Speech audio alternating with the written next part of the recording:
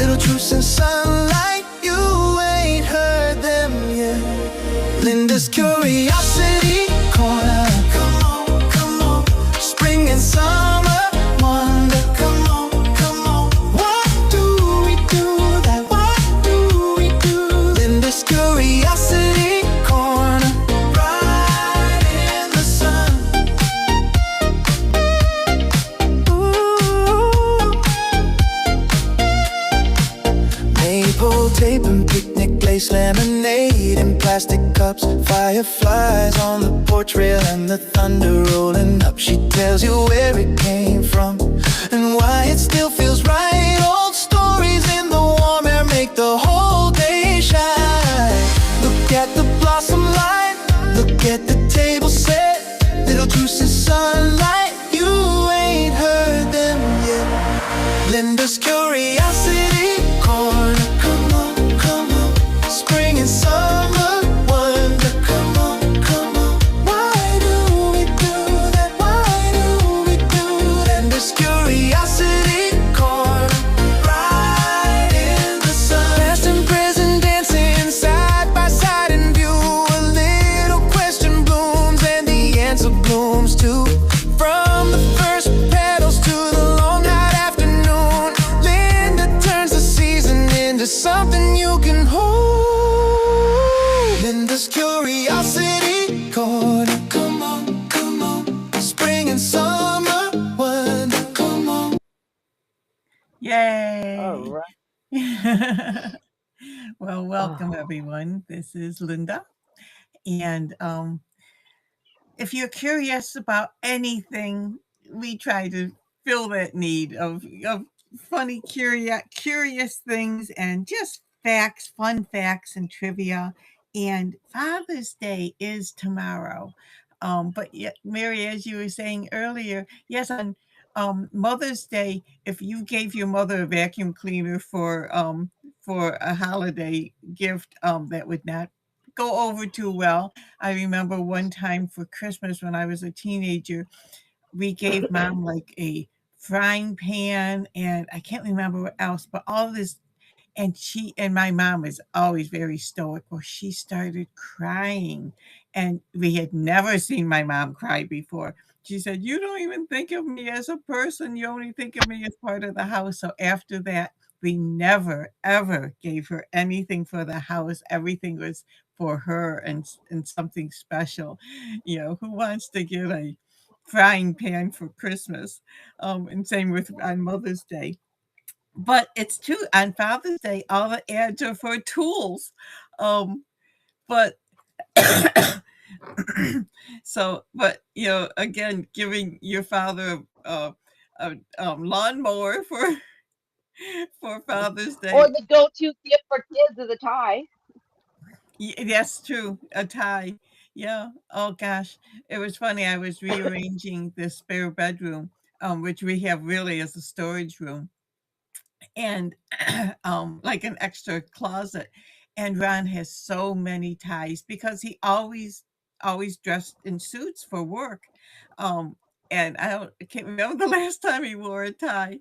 Um, but it's funny. Yeah, ties are, um, and hopefully the father you're giving it to actually does wear ties. I think it's fewer and fewer nowadays that you have to really dress up, even at the law firm. Unless you were seeing a client, you really didn't dress like we did, you know, it, back in my day when you first started working in corporate offices. You wore dresses, and the men were always in suits. So, um, but yeah, it's fun. But going. I always like to do, instead of a thing, an event or an experience. Go to a ball game or do something instead of just a tie or something. But that's fun. So on Father's Day, it's originated at least as a holiday in the United States in 1910. So up in Spokane, Washington. Um, so the first celebration took place Um, June 19th, 1910, and the holiday later became a U.S. national observance in 72 when President Richard Nixon signed it into law. So Sonora Smart Dodd conceived the idea in 1909 after hearing a Mother's Day speech, or sermon, I should say, and wanting something similar for her father. Her father had raised six children as a single parent. Um, so that kind of inspired her to, excuse me, to advocate for Father's Day. Um, so it was first celebrated at the Spokane YMCA on June 19th, 1910. Um, but it really struggled to gain recognition until she assumed a national promotion in the 1930s. And it's supported, of course, by retailers who saw commercial potential. Get those lawnmowers sold and those tools sold. But long before the U.S., um, Catholic countries in Europe celebrated and fathers on Saint Joseph's Day, which makes sense. Saint Joseph was the stepfather of Jesus, um, and so there was tradition actually back to the 1500s. Um, and let's see. Um, well, today, Father's Day, it's celebrated worldwide, Father's Day.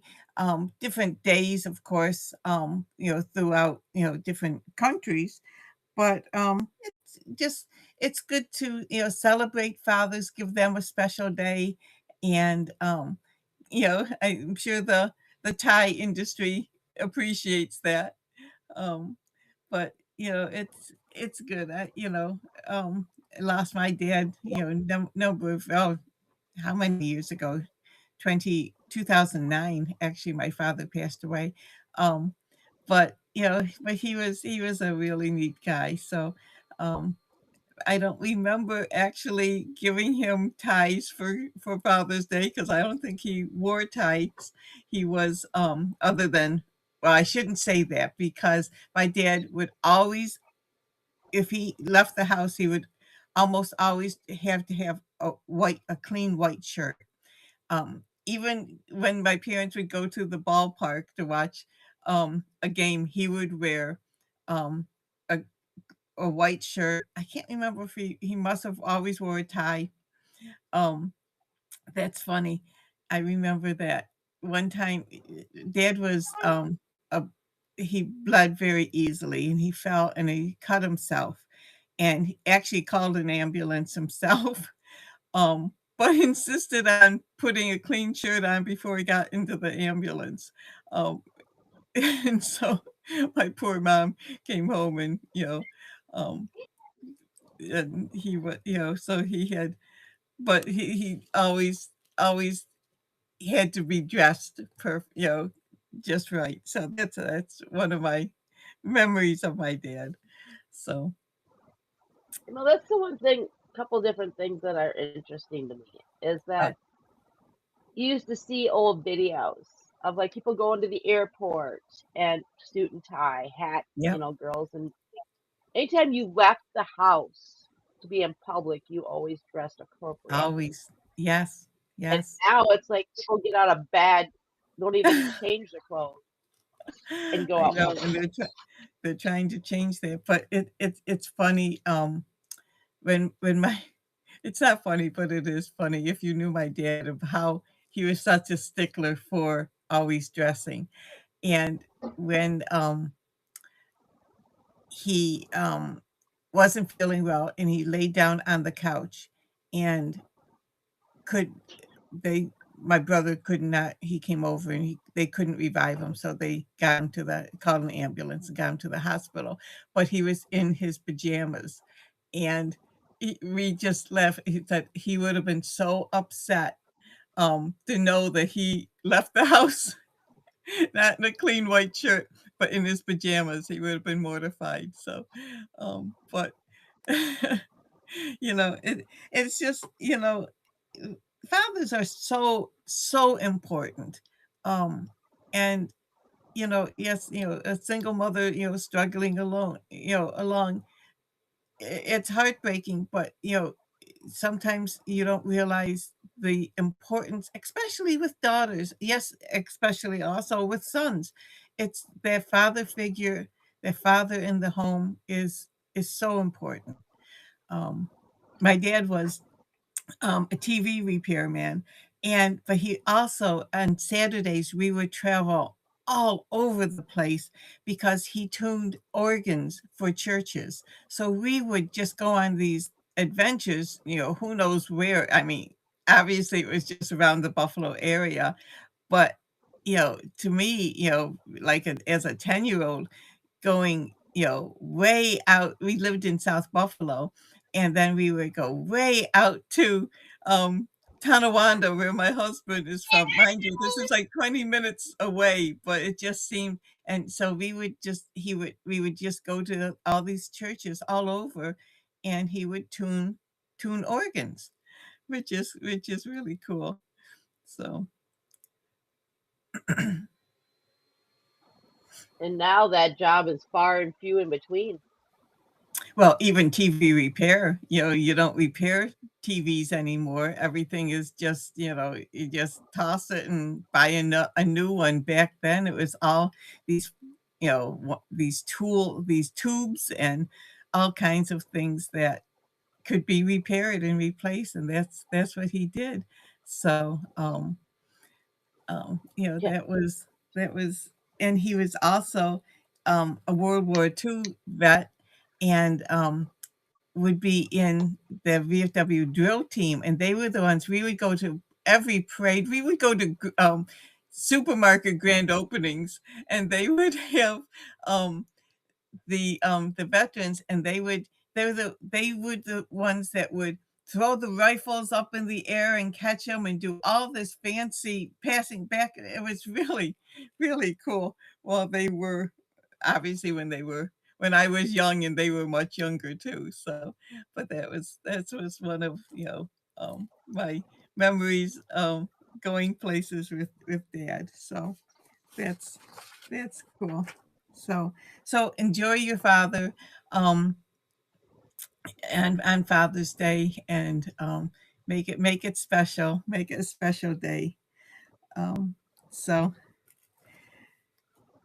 the other thing I had, just I have facts that many of us may feel stupid for not realizing earlier. Just we talk about just fun trivia and things that you know sometimes we just like, you didn't know that, and like, how did you not know that, and like, how did you know that? um so some people think they're wiser than others, which is true, but even Socrates, one of history's, greatest philosophers, doubted his omniscience and famously said, "All I know is that I know nothing." So let's remind ourselves that learning is never a never-ending endeavor. Um, so if you touch a baby bird, the mother will not reject it. I don't even know who came up with that, but that's not true. The mother will take it back if you find a um, baby bird that fell out of the tree and somehow it got back into the nest. Um, the mother would not reject it. So, at least in the most part. Um, and let's see.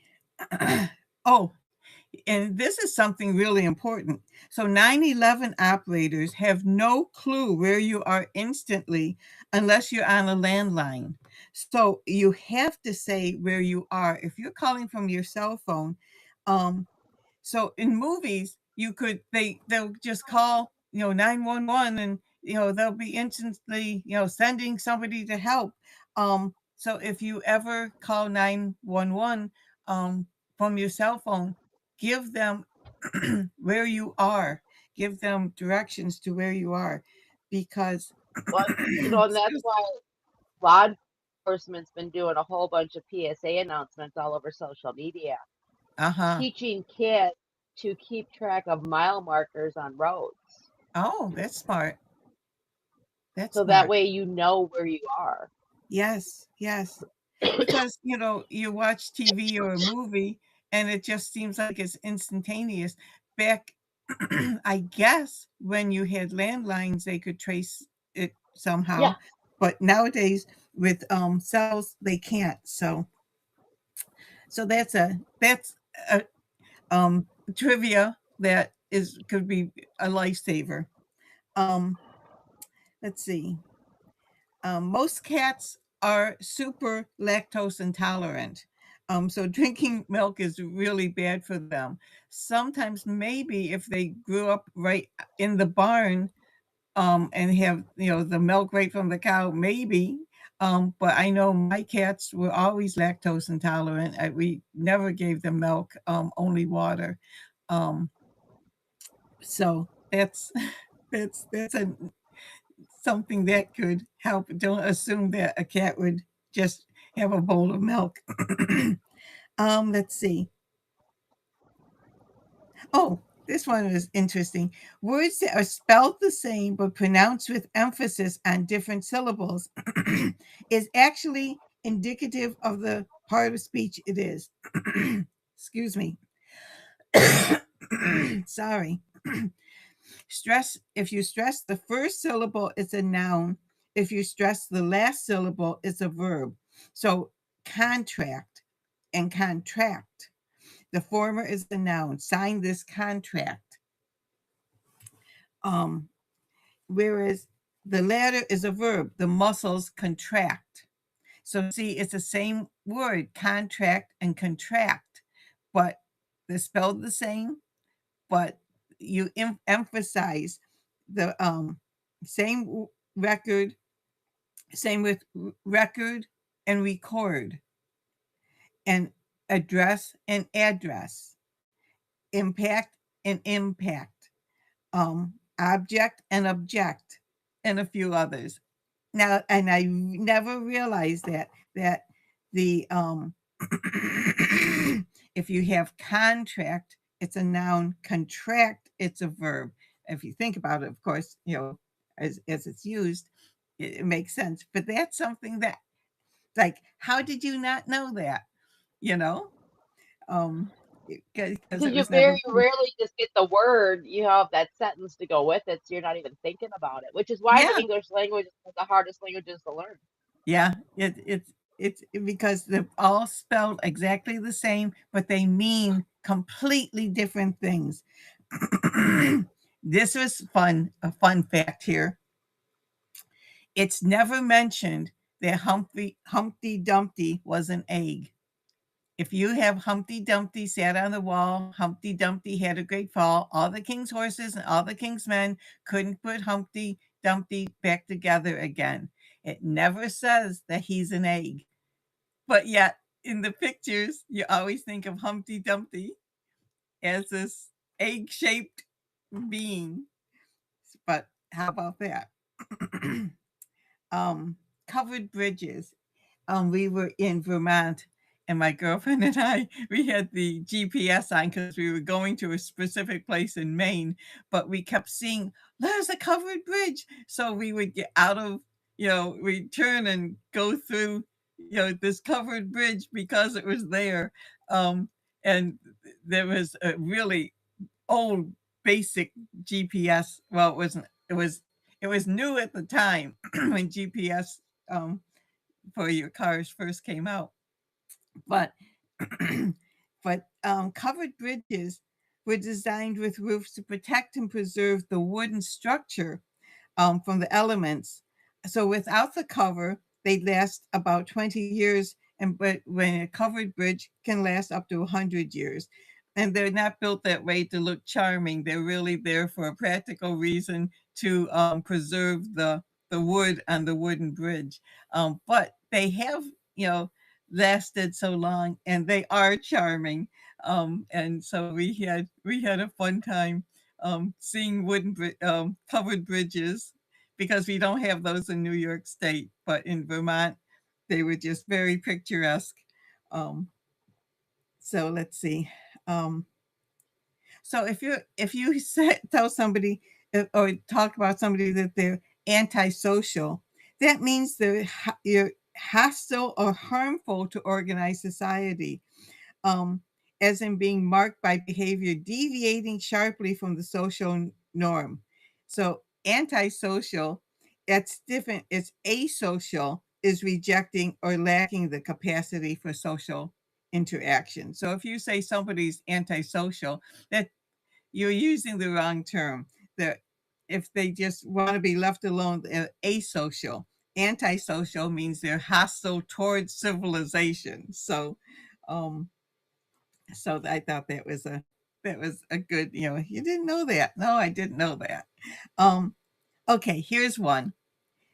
See, I was an English major, so I love words, and so there is a D in fridge, but there's no D in refrigerator. So figure that one out. We talk about English, our language is full of foibles. It's just um now this is interesting because I've had quite a few of these. When a nurse gives you an IV, they aren't leaving the metal needle inside your arm. They actually remove that and only a soft plastic tube remains. So you don't need to keep your arm that straight. So relax. I never knew that. Um, and I hate having IVs, and they're needed obviously for, medical reasons. But but I always thought there was a needle stuck in me still. And so I was terrified. So, how about that? So, that is something, it's like, you didn't know that? No, I didn't know that until now.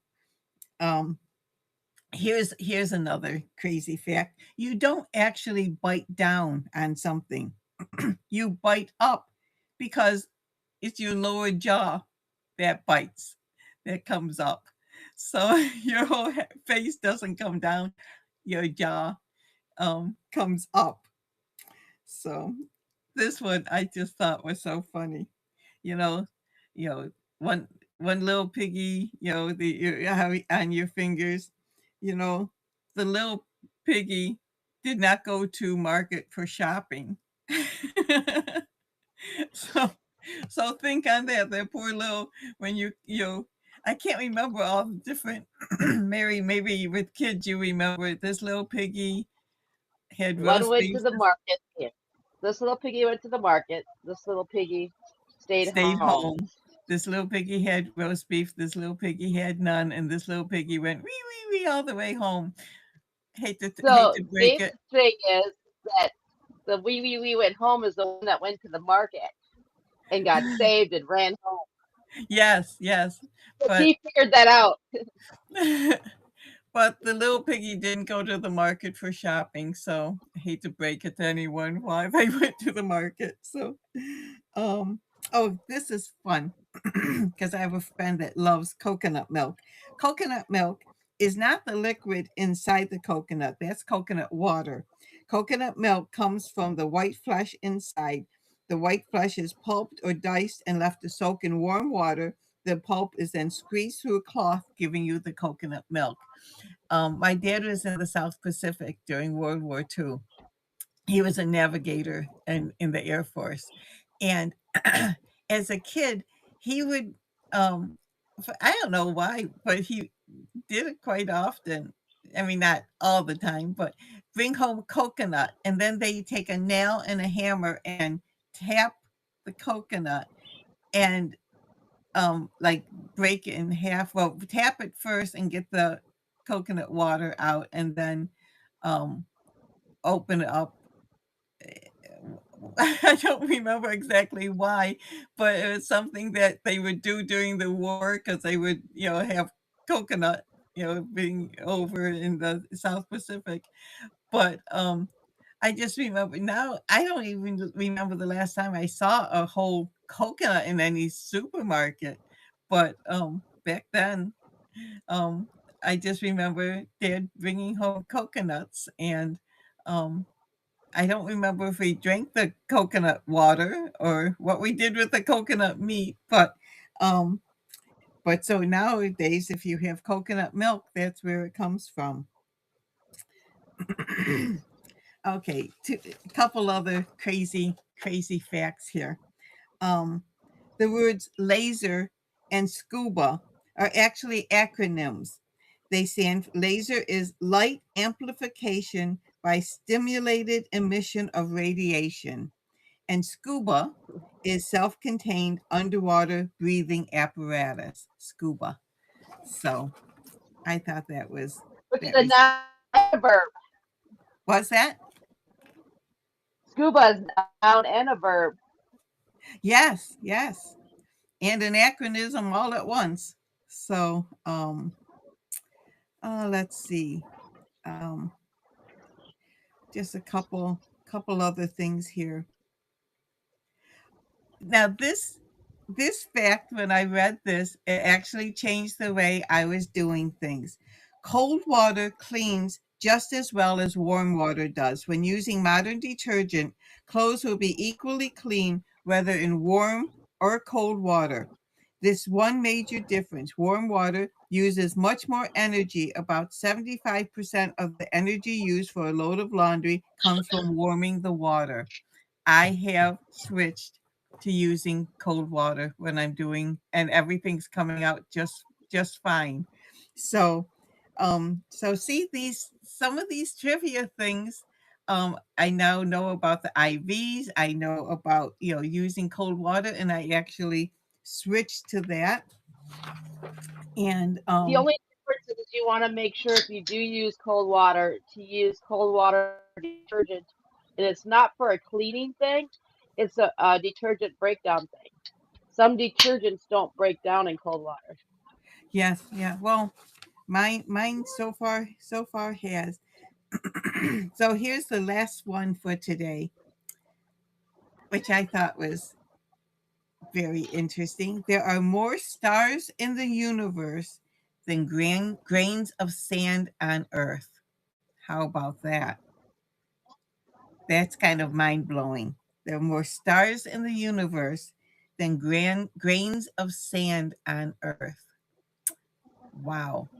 So, so are we filled up on trivia and crazy facts today? But some of these, just like it says, you didn't know that. How did you not know it? How did I know it? So remember, 9/11 operators need specifics of where you are in order to help, and so and We should um, do a show on what's like that? some of the origins of nursery rhymes or fairy tales. Yes. Oh, that How would we be look at fun. them as positive, great things, but in Ye- reality, they're Oh no, morbid. like Mary, Mary, quite contrary. Talking about Bloody Mary. Bloody Yeah, Mary's not just an alcohol drink; it was a person, and she was bloody for a reason. There was a very violent times. We think today's violent times. Boy, um, back, Ring around the roses, all about the black flag. the plague. Yes, yes, yeah. That would be kind of gruesome, but kind of fun. Well, just like Humpty Dumpty never said he was an egg. Never in that rhyme does it say that he's an egg. So I thought that was kind of mind blowing. So, well, I think that's all the trivia and crazy facts that we need for today. But so just you know reach out to and if you don't have a father, find somebody, especially there might be an elderly neighbor nearby that his kids may be gone um across the country, or just wish him a happy Father's Day. Just make somebody special, um, especially your own father or uncle or brother or son. Just make somebody's day. Give a smile to somebody and have them, feel important.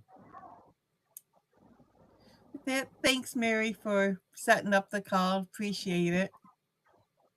Not a problem. You have a Have a wonderful good day, day. Have a good and weekend. say hello to Andy